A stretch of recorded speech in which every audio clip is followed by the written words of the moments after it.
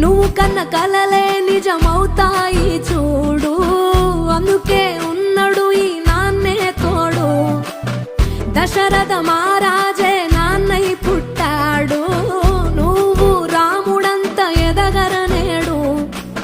చరితలు ఎన్నడు చూడని మమతల గూడే వీధిరో, సంపద అంటే ఏదో కాదురో, ఇంతకు మించి అది